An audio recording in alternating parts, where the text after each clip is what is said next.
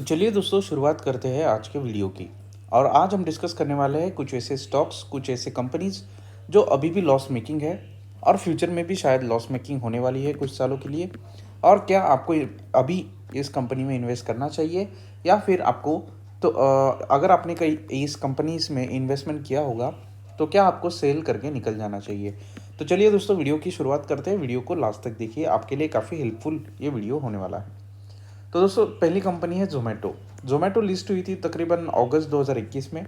और यहाँ पर आप देख सकते हो हाई लगा था दोस्तों 160 के आसपास। 160 से कंपनी अभी 64 पे ट्रेड कर रही है।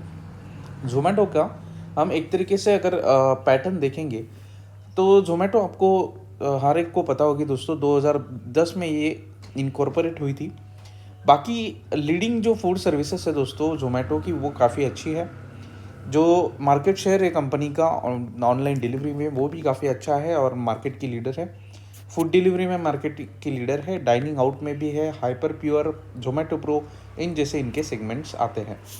इंटरनेशनली अगर हम देखा जाए दोस्तों तो यही मतलब United Arab Emirates, Australia, New Zealand, Philippines, Indonesia, Malaysia, USA, Lebanon, Turkey, ये सारे देशों में, पोलैंड, ये सारे देशों में इस कंपनी कामकाज करती है।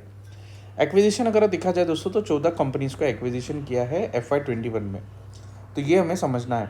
बाकी ग्रोथ स्ट्रेटेजी क्या है दोस्तों जोमेटो की, कि Zomato is looking to launch online grocery services on its app soon. तो ऑनलाइन ग्रोसरी सर्विसेज ये और भी लॉन्च करने वाले हैं। अगर दोस्तों ROC और ROE की बात करें तो ये लॉस मेकिंग कंपनी फिलहाल के लिए, तो ऑब्वियसली ROC और ROE आपको माइनस में दिखाई देगा। मार्केट कैप अगर देखेंगे दोस्तों तो 54,000 करोड़ का मार्केट कैप है। 1 लाख करोड़ का था तो 50,000 करोड़ निकल गए हैं। तो आपको समझना होगा कि 50,000 करोड़ का मार्केट कैप सीधा कम हुआ है कंपनी का। बाकी मैंने जैसे कि बोला कि हाई लगा था 158 रुपीज़ का, करंट प्राइस 64 की चल रही है। EPS आप देखिए माइनस में है। डेट कंपनी के ऊपर 142 करोड़ का है। बाकी मैक्सिमम चार्ट तो आपके सामने था ही। प्रॉफिट की ग्रोथ जरा सा हम देखते हैं दोस्तों कि प्रॉफिट की ग्रोथ क्या हो रही है। सितंबर 2020 के क्वार्टर में यहाँ पर ऑपरेटिंग प्रॉफिट जो है वो -108 करोड़ का था।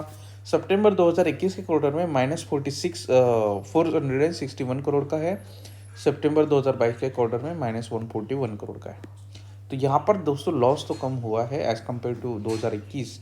क्वार्टर ऑन क्वार्टर का जो लॉस है वो कम हुआ है, लेकिन दोस्तों अभी भी कंपनी लॉस मेकिंग है और ये काफ़ी सता रहा है हर एक इन्वेस्टर को। बाकी नेट प्रॉफिट यहाँ पर आ चुका है 12 करोड़ का 2022 में।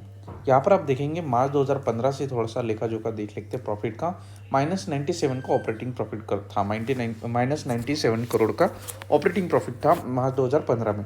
मार्च 2022 में कितना है? -1627 करोड़। समझ रहे हो दोस्तों? तो ये हो जाता है कंटिन्यूस। अगर आप लोन लेके चीज़ें करेंगे, कंटिन्यूस आप अगर डिस्काउंट देंगे कस्टमर्स तो आपको अभी भी कंपनी वर्क कर रही है कि जल्दी से जल्दी प्रॉफिटेबल खुद को बनाया जाए। लेकिन जो प्रॉब्लम हुई थी शुरुआत में, जो मार्च 2019 का आप देख रहे हो, -3,366 करोड़ का ऑपरेटिंग प्रॉफिट, तो वहाँ से कंपनी को एक बार अगर कंपनी माइनस में चली जाती है, प्रॉफिट माइनस में चले जाते हैं, तो वहाँ से कंपनी को प्रॉफिट्स में लाना काफ़ी मुश्किल हो जाता है दोस्तों। तो एक साल में -57% के रिटर्न दिए हैं कंपनी ने, कंपनी के स्टॉक ने बेसिकली। बोरोइंग्स अगर आप देखेंगे दोस्तों तो 142 करोड़ का फिलहाल के लिए कर्जा है। 304 करोड़ का था 2016 में, वो कम हो चुका है फिलहाल के लिए। लेकिन यहाँ पर आप कैश फ्लो देखेंगे तो 126 करोड़ के कैश कंपनी के पास अवेलेबल है। फॉरेन इन्वेस्टमेंट यहाँ पर सितंबर 2022 में काफ़ी ज़्यादा आई है कंपनी में। लेकिन अगर आप देखेंगे डोमेस्टिक इन्वेस्टर्स इतने नहीं हैं। पब्लिक ने काफ़ी ज़्यादा पैसा यहाँ पर स्टेक निकाल लिया है। 84% पब्लिक के पास था, जो कि अभी 33% का हो चुका है। तो दोस्तों अगर आपने जोमेटो में इन्वेस्टेड किया है तो आप यहाँ समझना होगा कि जोमेटो में जब तक प्रॉफिट ग्रोथ नहीं आ जाती, प्रॉफिट्स बढ़ नहीं जाते कंपनी के, तब तक आपको इन्वेस्टमेंट नहीं करना चाहिए।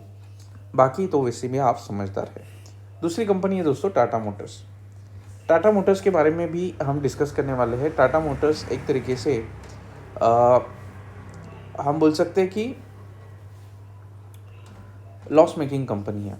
ओके, टाटा मोटर्स लगातार लॉस प्रोवाइड करते आ रही है। आप देख सकते हो यहाँ पर ये कंपनी, ये स्टॉक का चार्ट है, आप यहाँ पर देख सकते हो। हाई इसने 550 के आसपास लगाया था। वैसे तो हाई काफ़ी बड़ा है इसका, अगर मैं मंथली चार्ट खोलूँ तो आपको समझ में आ जाएगा जी। 600 रुपये के आसपास लगा था और वो लगा था 2013 में, राइट।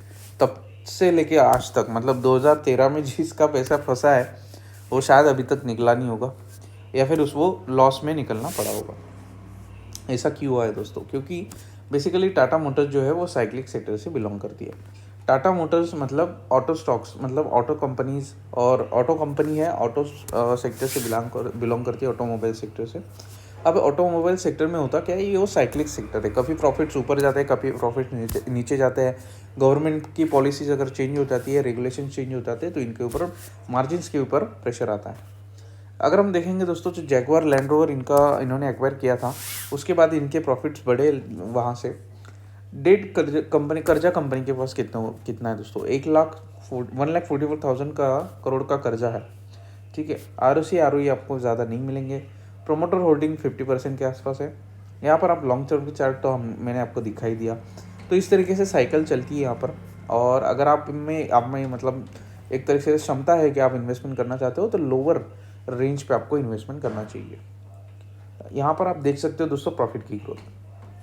अभी सितंबर 2019 के क्वार्टर में ऑपरेटिंग प्रॉफिट था 7,000 करोड़ का, सितंबर 2020 में 6,000 करोड़, सितंबर 2021 में 4,000 करोड़, और सितंबर 2022 में 5,000 करोड़। मतलब सितंबर 2019 का जो था, कोविड की वजह से यहाँ पर मार्जिन में थोड़ा डीप आया है, लेकिन प्रॉफिट की ग्रोथ आपको इस कंपनी में नहीं मिलेगी। क्यों नहीं मिलेगी? ये आइए नीचे आइए, मैं आपको दिखाता हूँ। 2011 से शुरू करते हैं दोस्तों। 16,000 करोड़ का प्रॉफिट था। 2012 में देखिए ऑपरेटिंग प्रॉफिट 22,000 करोड़ का हुआ। 2013 में 24,000, 2014 में 34,000, 2015 में 39,000, 2016 में 38,000, 2017 में 29,000, 2018 में 31,000, 2019 में 24,000। तो इस तरीके से दोस्तों प्रॉफिट तो बढ़ते हैं, लेकिन एक बुल अगर तेजी है तो वहाँ पे प्रॉफिट बढ़ते हैं, लेकिन अगर मंदी आ जाती है, रिसेशन आ जाता है, तब इनके प्रॉफिट साइक्लिकल हो जाते हैं। तो ये हमें समझना है दोस्तों। बाकी कंपनी का मतलब मार्केट भी ऐसे वैल्यूएशन देके चलता है। आप अगर देखोगे यहाँ पर वैल्यूएशन की मैं बात कर रहा हूँ, पी रेशो आप देख सकते हो यहाँ पर। जब भी कंपनी फुल ऑन इसमें रहती है, तब वैल्यूएशन ज़्यादा देने का मार्केट पूरा प्रयास करती है, और जब भी कंपनी मंदी में चलती है, प्रॉफिट्स नहीं आते, तो वैल्यूएशन ऑब्वियसली कम हो जाते हैं।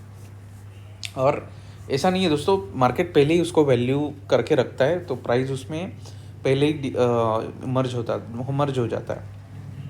तो ये काफ़ी इंपॉर्टेंट चीज़ है दोस्तों, कि हमें प्रॉफिट ग्रोथ जिस स्टॉक में है, उस स्टॉक में हमें इन्वेस्टमेंट करना चाहिए। जैसे कि एशियन पेंट्स, पीडीलाइट। अब पीडीलाइट का भी अभी मैंने एग्जांपल दिया था पिछले मतलब वीडियो में मैंने एग्जांपल दिया था कि मार्च 2011 से मार्च 2022 का अगर आप डेटा निकालोगे, ऑपरेटिंग प्रॉफिट आप देखिए, मैं ऑपरेटिंग प्रॉफिट ही देखता हूँ, क्योंकि बाकी पैट मतलब टैक्स वगैरह लगा के नेट प्रॉफिट तो आ ही जाता है, लेकिन जो एक्चुअल प्रॉफिट कंपनी कमा रही है वो देखिए आप, 458 करोड़ से 1,856 करोड़। कंटिन्यूसली प्रॉफिट की ग्रोथ हर ईयर देखने को मिलती है इन जैसे स्टॉक्स में। एशियन पेंट्स देखिए, बजाज फाइनेंस देखिए। तो अच्छे कंपनीज में आपको इन्वेस्टमेंट करना चाहिए, जिस कंपनी में आपको भरोसा है, जिस कंपनी आप आराम से सो सकते हो, उस कंपनीज में आपको इन्वेस्टमेंट करना चाहिए। ना कि कोई भी देखो, सिंपल रखना है इन्वेस्टिंग को, आपको ऐसा नहीं करना है, कॉम्प्लिकेटेड नहीं करना है, राइट। अब आपकी पोर्टफोलियो है, वो आपकी खेती है, ठीक है, और खेती में अगर कीड़ लग जाती है, कहीं पे सड़ जाता है, तो आप उसको निकाल के फेंक देते हो।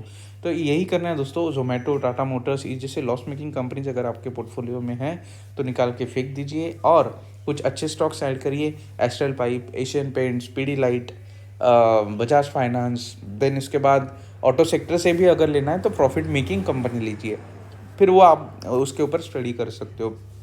लेकिन मैं यही कहूँगा, ऑटो सेक्टर, स्टील सेक्टर, ये जो सीमेंट सेक्टर, ये जो सेक्टर्स है ना, ये साइक्लिकल सेक्टर्स है, ऊपर नीचे इनके प्रॉफिट्स होते रहते हैं।